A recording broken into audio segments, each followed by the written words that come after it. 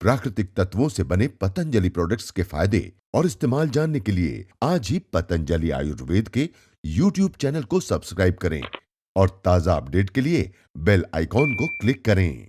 आप पतंजलि योगपीठ का एक टूथपेस्ट खरीदते हैं, उससे जो 1 रुपए की 2 रुपए की आमदनी होती है, वो सारा धन योग की सेवा में, आयुर्वेद की सेवा में, अनाथ बच्चों की सेवा में, नए नए संस्थान खोलने की सेवा में, योग कक्षाएं लगाने में, योग शिविर लगाने में, योग के ऊपर अनुसंधान करने में, गौशाला खोलने में, इसके ऊपर व्यय किया जाता है, इसके ऊपर खर्च किया जाता है। कहीं बाढ़ आती है, भूकंप आता है, तो सबसे पहले जो पतंजलि योगपीठ खड़ा रहता है। तो आप जो सहयोग करते हैं, एक तो आप डायरेक्ट दान करते हैं, दूसरा सहयोग आप क्या करते हैं, अपनी जो दैनिक प्रयोग की वस्तुएं जो आप पतंजलि की खरीदते हैं, तो आपने खर्चा तो दूसरी कंपनी की चीजें खरीदेंगे उससे कम किया, लेकिन आपने यदि पतंजलि का कोई भी सामान किया तो आपकी चैरिटी अपने आप हो गई। हमारे वेद में, शास्त्रों में क्या कहा गया कि हम जो कमाएं उसका एक अंश दान करें। कितना दान करें? तो हमारे शास्त्र कहते हैं कि कर सकते हो तो 25% करो, 25% नहीं कर सकते तो कम से कम 10% करो। अब आप कहेंगे कि ये 25%, 10% तो सरकार टैक्स में ले लेती है।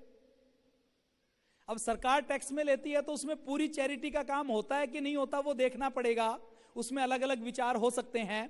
लेकिन सरकार की टैक्स देने के बाद जो बचे, उसमें आप जो दान कर सकते हैं वो अच्छे काम में दान कीजिए।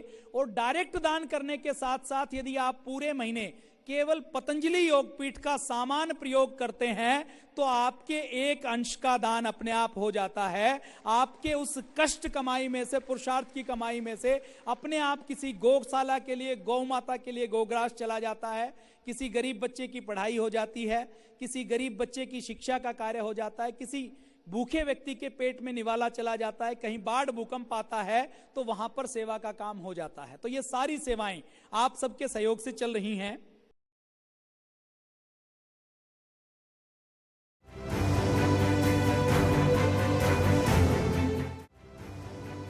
आज ही के दिन 1459 में राव जोधा ने जोधपुर की स्थापना की।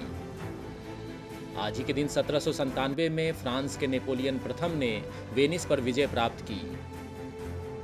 1847 में आज ही के दिन विलियम क्लेटन ने ऑडोमीटर का आविष्कार किया।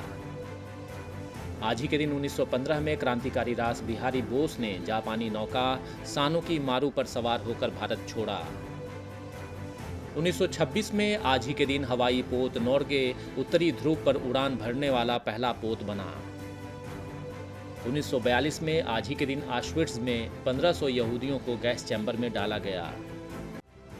आज ही के दिन 1954 में तमिलनाडु के 13वें मुख्यमंत्री के पलानीस्वामी का जन्म हुआ।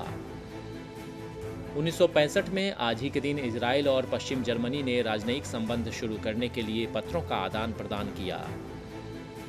और आज ही के दिन 2008 में चीन के सिचुआन में भूकंप से 69,000 से अधिक लोगों की मौत हुई।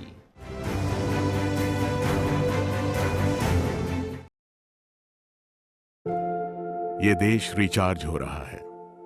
कोना कोना यहां का इंतजार में खड़ा है, पर देश का हर शख्स देश की हिफाजत में लगा है।